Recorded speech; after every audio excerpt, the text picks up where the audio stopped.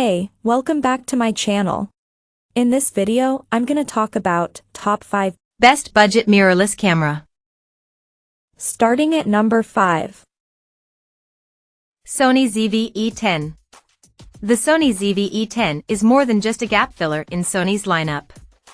While it is a logical addition, servicing a need that was previously underserved, it's also a powerful video camera in its own right. Vlogging focused, it boasts an articulating screen, boosted mics, and a compact body that's portable and easy to handle when you're shooting while moving. Of course, it takes impressive photos as well. We tested it with a variety of lenses in varying scenes, and it delivered a rich shot with impressive depth, detail, and contrast without fail.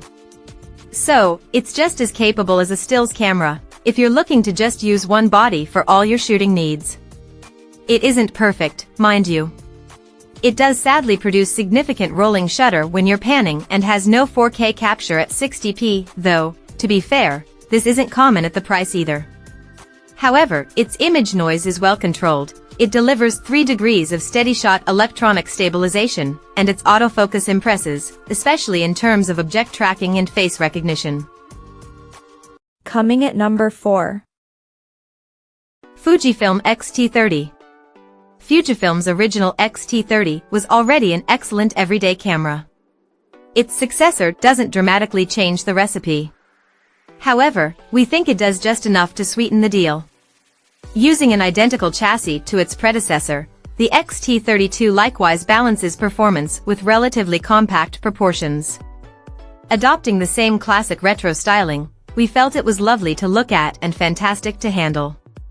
The rear LCD is now sharper, although we still found ourselves wishing for a fully articulating screen, rather than a panel that only tilts.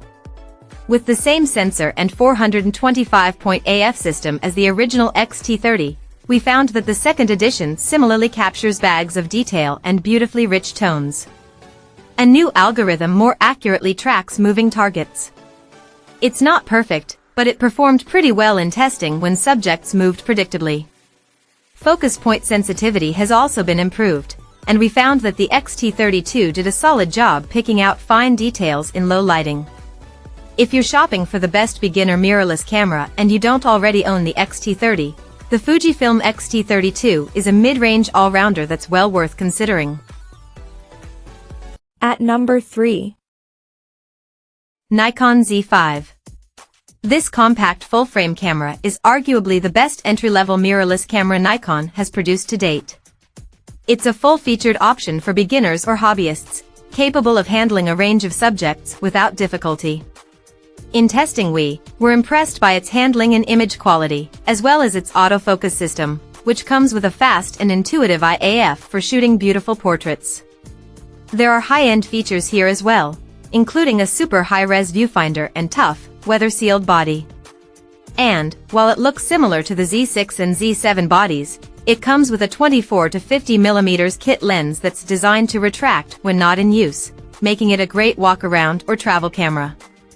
Its burst rate of 4.5 frames per second doesn't stack up against some of the competition, and its 4K video suffers from a significant crop.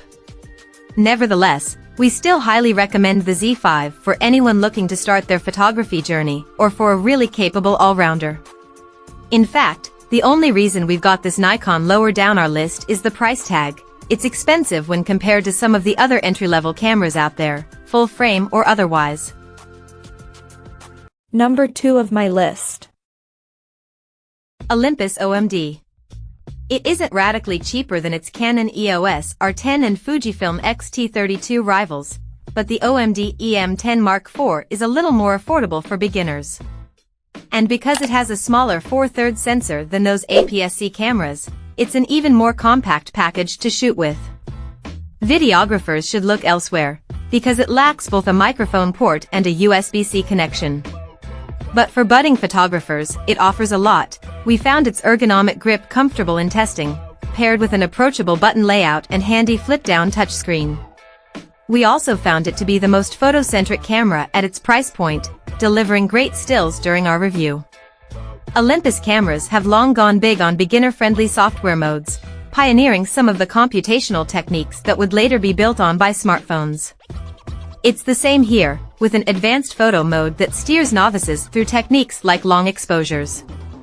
The in-body image stabilization system, borrowed from the flagship EM1, also proved superb.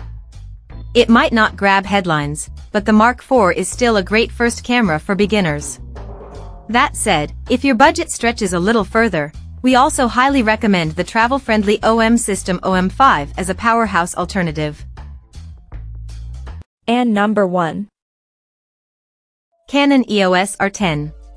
Striking a great balance between accessibility and performance, we think the Canon EOS R10 is a fantastic entry-level camera to grow with.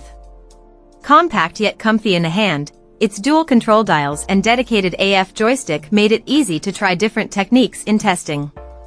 The articulating touchscreen also feels like a natural switch from smartphone shooting. While its 24.2 MP sensor isn't cutting-edge, modern autofocus and Canon's punchy Digic X processor make it an adaptable camera for learners. During our review, AF tracking proved impressively reliable for a beginner camera. Burst shooting rates of 15 frames per second also make it a good choice if you want to try action photography. Handheld options are limited after dark by the absence of in-body image stabilization, but the EOS R10 otherwise holds up well against APS-C rivals, producing clean, detailed stills with pleasant colors. Its video skills give it some hybrid versatility, too. While there's no flat color profile, it can record uncropped 4K/30p footage by oversampling from the sensor's 6K resolution. All that's really missing is a wide choice of native lenses, something that will hopefully improve soon. Check out this video description for latest price and more informations. Thank you for watching this video. Please subscribe and stay tuned.